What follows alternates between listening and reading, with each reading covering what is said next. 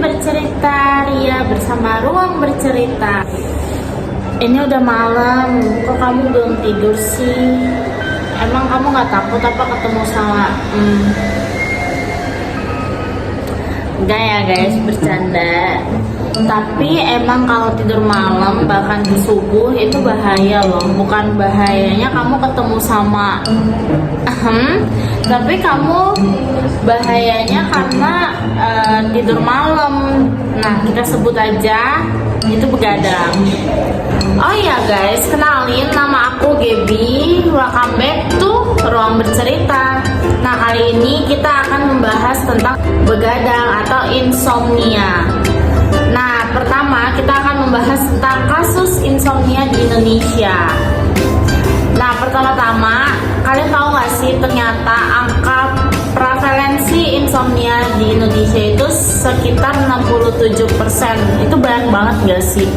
Nah, insomnia sendiri itu bisa dialami dari segala macam kalangan usia. Nah, ada yang dari muda bahkan sampai ke usia dewasa. Nah, pada tahun 2002 kasus insomnia pada remaja di Indonesia itu mencapai angka 38% di daerah urban dan 37% di daerah suburban. Itu banyak banget gak sih? Nah, terus yang kedua kita akan membahas tentang kenapa banyak anak muda yang menganggap enteng soal insomnia. Nah, banyak anak muda yang mereka tuh mikir insomnia tuh nggak bahaya karena mereka tuh yang kayak menikmati, mereka nggak bisa tidur malam dengan mereka main HP, main gadget, terus teleponan sama teman. Nah, tapi dari segitu banyak angka, kok kelihatan anak-anak itu kurang peduli ya dengan isu ini. Bahkan masih sering ngelakuin dan ngesepelein hal-hal yang kayak gini. Padahal kan kita tuh butuh waktu tidur yang sangat-sangat cukup untuk melakukan aktivitas di keesokan harinya. Nah, salah satu penyebabnya itu adanya tugas dan tanggung jawab yang dimiliki oleh remaja itu sendiri. Contohnya nih, kayak misalkan kita di kuliah. Di kuliah itu tugasnya nggak cuma 1, 2, tapi itu banyak. Ada dari biasanya nih ya, dari matkul 1 itu ada 1 tugas, matkul 2 ada 1 tugas. Jadi di setiap matkul tuh ada tugas, apalagi nih pekan-pekan menjelang akhir semester gitu. Terus dengan beban pekerjaan atau tanggung jawab itu remaja tuh sering gak punya waktu untuk istirahat karena mereka berpikir lebih baik untuk menyelesaikan tugas-tugas mereka daripada mereka harus beristirahat.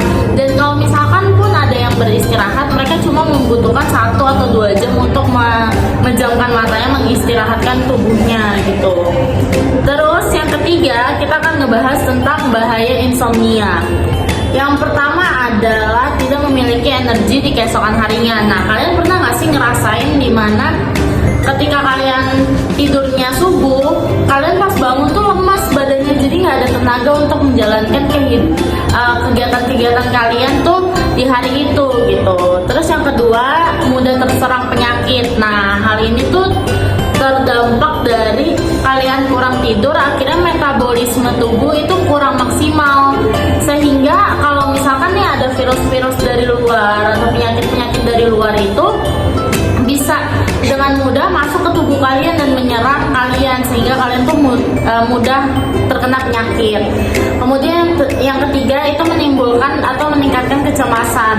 Nah, dari kurangnya tidur, insomnia bisa meningkatkan kecemasan kalian. Kalau kalian nih biasanya nggak cemas, insomnia ini bisa memunculkan kecemasan dalam diri kalian. Hal ini dikarenakan kalian tuh kurang tidur dan akhirnya menimbulkan kesulitan bagi diri kalian sendiri untuk mengendalikan emosi yang kalian miliki. Terus yang terakhir adalah menyebabkan stres. Nah, dari orang-orang yang nggak bisa tidur atau yang insomnia itu banyak yang tidak memiliki energi, terus mereka gampang terkena penyakit, memiliki kekhawatiran atau ketakutan, sehingga hal-hal itu menjadi satu yang akhirnya membuat seseorang tuh bisa lama-lama tuh bisa jadi stres. Nah, terus kita akan membahas tentang cara mengatasi insomnia itu sendiri. Yang pertama, tidur dan bangun dalam periode waktu yang teratur sehingga durasi tidur kalian itu cukup. Terus yang kedua, itu makan makanan yang mengandung rendah karbohidrat sebelum tidur. Dan kalau misalkan nih kalian sebelum tidur tuh kalian makan karbohidrat, nah kalian tuh butuh waktu 1 atau sampai 2 jam untuk memproses karbohidrat itu. Jadi nanti pas kalian tidur, kalian bangun, kalian tuh gak akan lemes. Dan tentu saja ini buat cewek-cewek biar berat badannya tuh gak naik. Terus yang ketiga itu mengurangi konsumsi makanan atau minuman yang bersifat stimulan yang dapat membuat kita terjaga. Nah, biasanya ini tuh terdapat di makanan-makanan karbohidrat, karena karbohidrat itu kan dibutuhkan tubuh, diproses oleh tubuh itu cukup berat. Jadi kalian tuh dituntut kesana tuh kayak dituntut untuk bangun biar badan kalian tuh bisa memproses itu. Terus yang keempat, ada mandi dengan air hangat itu 30 menit atau 1 jam sebelum tidur. Itu gunanya untuk merilekskan tubuh kalian, saraf-saraf atau otot-otot yang sudah kalian gunakan dalam hari itu. Kemudian yang kelima, ada berolahraga secara teratur, karena selain membuat fisik kita menjadi sehat dan bugar, olahraga tuh bisa membantu kita dalam mengendalikan emosi. Itu guys.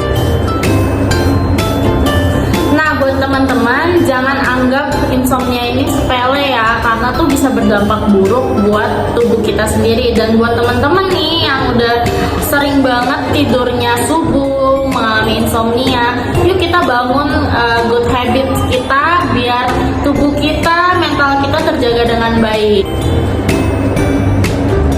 Nah, buat teman-teman, jangan anggap insomnia ini sepele ya, karena tuh bisa berdampak buruk buat tubuh kita sendiri. Dan buat teman-teman nih yang udah sering banget tidurnya subuh, mengalami insomnia, yuk kita bangun good habit kita biar tubuh kita, mental kita terjaga dengan baik.